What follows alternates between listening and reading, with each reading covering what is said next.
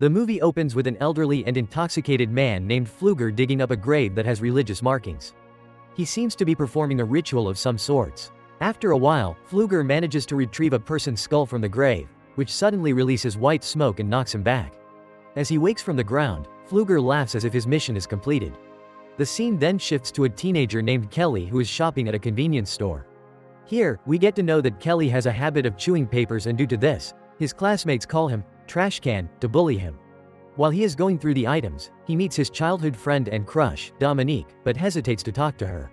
Outside the store, Kelly is confronted by his school bullies, Nelson, Tony, Reed, and Brad. They make fun of him for eating strange things like paper and styrofoam. Just as they're bothering him, Dominique steps in and urges them to stop. This angers the bullies even more, and they push Kelly's face into a trash bin. Fortunately, the store owner intervenes, stopping the bullies and chasing them away. After this, Dominique offers Kelly a ride to the school. However, her friend, Sarah, who owns the car, refuses to let him in, mentioning that she does not want her car to be dirty. In the next scene, Kelly reaches school, only to find that the bullies had recorded the store incident and spread it online. As he walks through the hallway, all of the students make fun of him. After school, Kelly returns home and his mother, Bernice, inquires about his day. Our boy does not mention the bullying and simply replies that Dominique talked to him for the first time. Hearing this, Bernice becomes happy and suggests that he ask Dominique out for a date. Meanwhile, an indigenous man named Red Elk comes across the grave which Pfluger destroyed earlier and offers prayers. It is then revealed that a secret power was hidden in the grave and it has been stolen. Red Elk is very sad to learn this because it was his responsibility to take care of it. The following morning, Kelly falls ill from consuming a lot of paper and styrofoam. Bernice immediately summons the family doctor, and the latter suggests seeing a psychologist for Kelly's eating disorder. He also hints that Kelly might be acting abnormally as there are no males in the house. But in reality, the doctor has a crush on Bernice and he simply wants to get in bed with her. The same day, Pfluger is shown in town, claiming to have the power to heal people. He demonstrates it by relieving an old woman's joint pain. Coincidentally, Bernice is also there, and she gets impressed by his skills. Believing that he might help Kelly, she invites him to her house. While Bernice steps away to get her car, Red Elk confronts Pfluger and informs him that the powers are not meant for him. He also offers to help him get rid of his healing powers. However, Pfluger declines, and a scuffle ensues where Red Elk ends up injuring himself. This is due to the powers Pfluger received from the grave, which protects its possessor. Red Elk then warns Pfluger about the consequences of the power, but the latter dismisses him and walks away.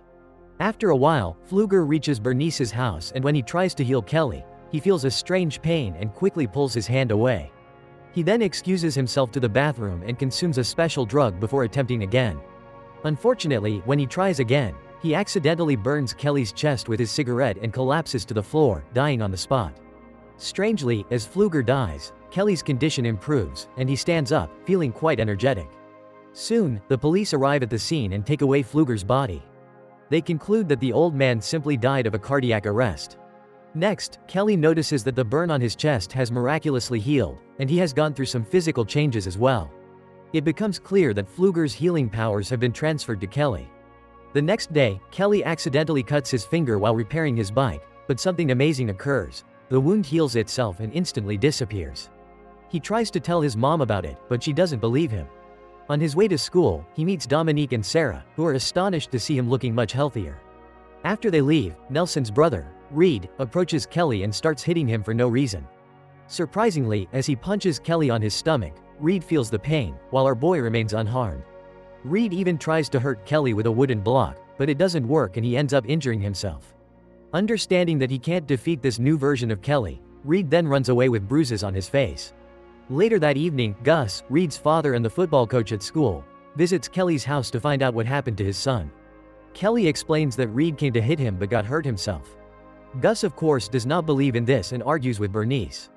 However, Bernice urges Gus to leave and closes the door to his face. Eventually, after he leaves, Kelly confides in his mom about his ability to transfer pain, ensuring that no one can hurt them again. He proves this by withstanding the heat of a cigarette lighter which does no harm to his palm. The following day in class, Kelly's imagination runs wild as he finds Dominique's hairband and envisions himself and her getting intimate. He also begins thinking of Sarah in a threesome encounter. Surprisingly, the sensations start affecting Dominique and Sarah in real life.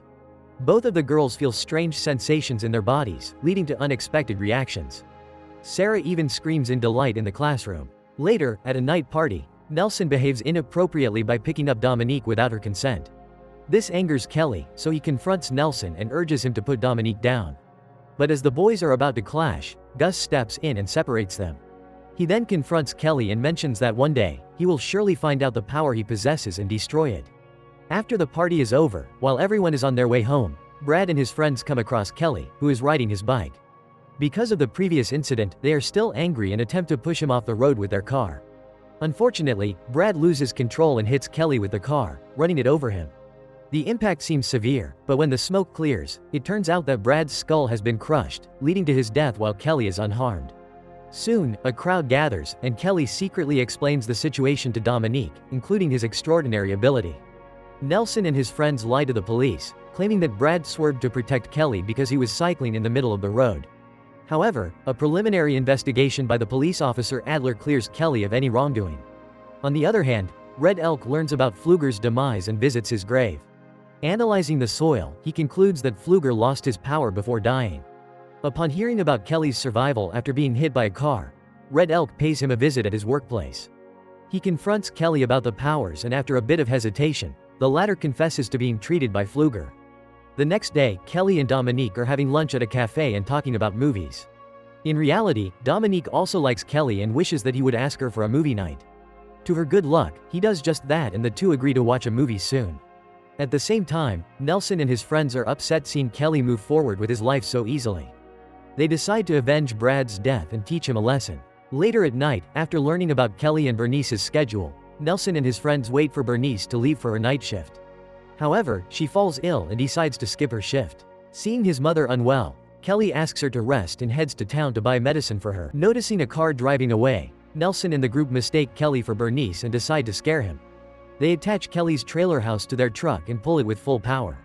With Bernice still inside, they accidentally drag the trailer away, making her fall from the couch. The chain doesn't detach properly, so the group leaves it in the truck after wrecking the trailer. Because of this, a pipe of gas bursts in the kitchen and fills the house. Shocked, Bernice tries to exit the house but stumbles upon a lamp and falls to the floor. Unfortunately, the lamp catches fire and the gas ignites, causing a huge explosion. After a while, Kelly arrives at the scene and rushes into the trailer to save his mother. Tragically, he's too late, as Bernice has already passed away. The traumatic experience deeply affects Kelly and he mourns his mother's death inside the fire. After a while, Officer Adler spots burn marks on Kelly's body and admits him to the hospital. In the next scene, Red Elk approaches Adler at the hospital and informs him about Kelly's unique power. He suggests discussing the matter with Kelly, but Adler deems it inappropriate to delve into ancient folktales during such a challenging period in Kelly's life. Understanding the situation, Red Elk tells Adler to reach out when the time is right. The following day, after miraculously healing his burn marks, Kelly goes straight to his mother's funeral, where he is supported by Dominique. She assures him that crying doesn't make him weak and that his mother will always be proud of him. Kelly then reveals his plan to leave town, which disappoints Dominique, and after sharing a heartfelt kiss, she leaves. After that, Kelly visits Pfluger's grave in the same cemetery and begins eating a wild weed growing on it.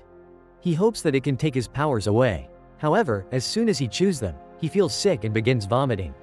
Sarah, who happens to be nearby, witnesses everything from a distance. Later, Officer Adler drives Kelly to social services and discusses his mother's accident with him. Learning that the trailer fell before the gas explosion, Kelly becomes convinced that it was no accident and someone knowingly pulled it to break the support. At the same time, Nelson and his friends are driving in their truck, showing no remorse for their actions. They are heading to the riverbed to unwind. On the way, they encounter Adler driving Kelly out of town and taunt him. When our boy notices the truck, he immediately realizes that they are the ones who are responsible for his mother's death.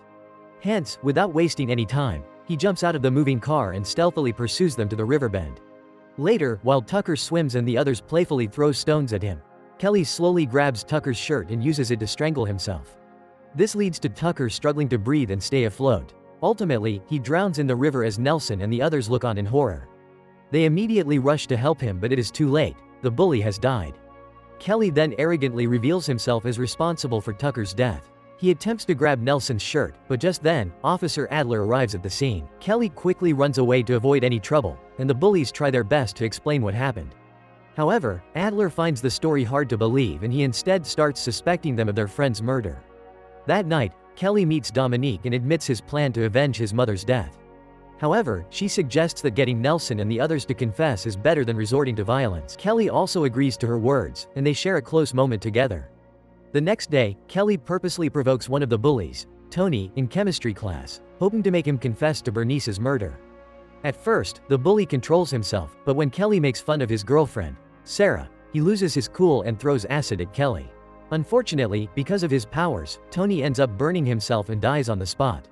Witnessing all this, Dominique gets enraged at Kelly, compelling him to leave. At night, a grieving Sarah meets Nelson, and they conspire to avenge Tony's death. Here, she informs him about a vine from the cemetery that made Kelly vomit. Together, they then head to the graveyard to retrieve it and use it as a weapon against Kelly. The next day, Gus takes his sons to football practice, where Adler notices the chain used by the bullies on Gus's truck. He questions Nelson and Reed about it, but they deny having information. Just then, Kelly arrives at the practice ground with an electric drill, wearing a piece of Nelson's clothing. He then threatens to harm himself until Nelson confesses his crimes. However, the bully is prepared and he has brought weed juice from the cemetery.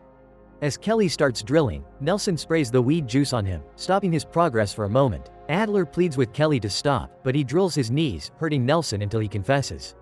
Right then, Dominique arrives, convincing Kelly to halt the action.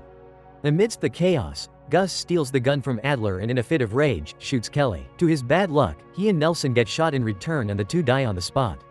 After the incident, Dominique convinces Kelly to give up his powers and return to normal.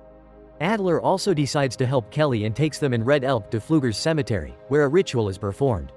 They dig the ancient grave and Red Elk mentions that Kelly needs to die to release the powers. Hearing this, Kelly attempts to flee, but a police officer shoots him, accidentally shooting Dominique and himself as well. Mortally wounded, Kelly kisses Dominique before she passes away. He then consumes the dead Pfluger's heart to end his power. After this, Adler shoots Kelly and kills him. In the last scene, police officers carry Dominique and Kelly's dead bodies in a van. Suddenly, on the way, Dominique wakes up, revealing that she has now possessed Kelly's healing power. If you like this video, you will also like the video appearing on screen. Click on it to watch. We upload new movies daily, make sure to subscribe so you don't miss any videos. Consider sharing it with your friends. Show that you care about them.